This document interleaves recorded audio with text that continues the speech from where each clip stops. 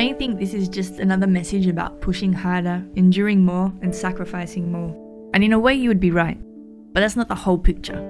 In fact, if that's all you can see, then you have the wrong picture, and you're thinking like the Pharisees who were trying to reach God in their own strength.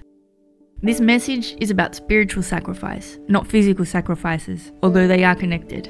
1 Corinthians 13, 1-3 talks about how seemingly great acts of faith and sacrifice amount to nothing if we do not have love. Love is the spiritual motivation which sanctifies our human efforts to please God.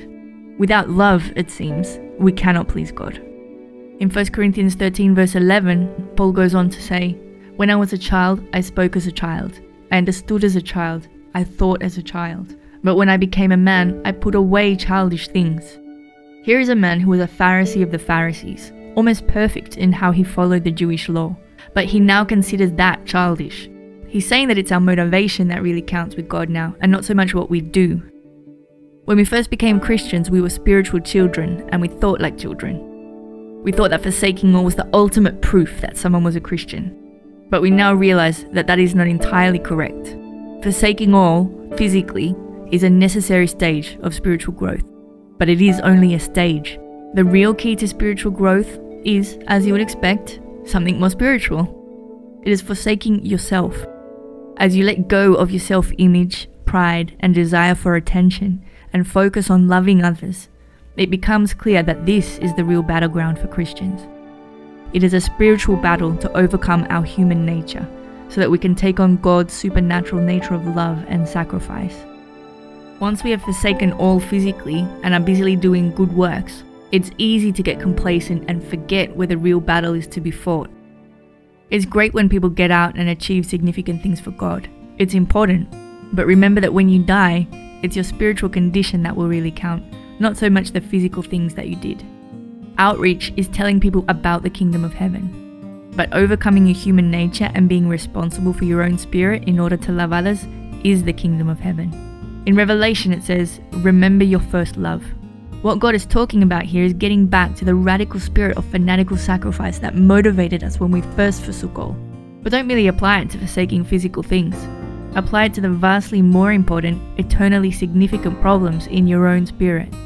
It seems that some people are able to get through the physical forsake all okay, but aren't willing to forsake whatever spiritual baggage they've been carrying from their past life, so they're not able to move forward spiritually.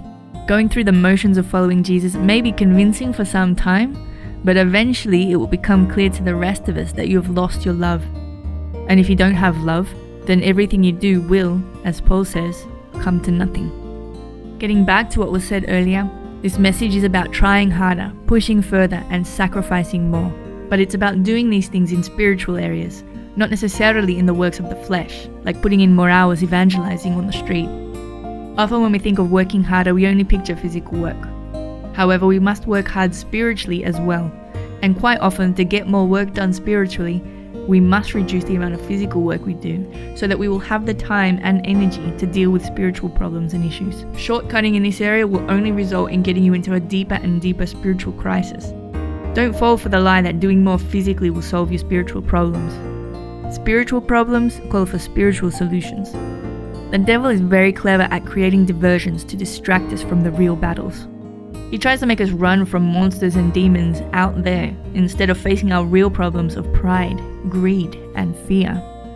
He tempts us to put our energies into looking good instead of just using our time and strength to love others. He uses fear and pride to get us to hide ourselves when God wants us to trust Him like little children and be totally transparent to Him, to ourselves, and to our spiritual family. Our weapon against the devil in these areas is to keep forsaking all, but to do it at a deeper spiritual level. John the Baptist said, "I must decrease so that He can increase." I believe this statement was something like a parable about the flesh and the spirit. Our flesh must decrease to allow God's spirit to increase. We all have problems with our flesh in one way or another, but the problems which involve the fleshy part of our minds seem to be the most significant, and they are what we need to target most. We need to start taking risks, like we did when we first forsook all. Jump off that spiritual high dive board and throw yourselves into God's mercy. Don't live in fear, live in faith. Have the courage to make those fanatical sacrifices in areas like pride and dishonesty, so that you can be finally broken on His rock and continue to be fashioned into a new creation by God's Spirit. What have you got to lose except your soul?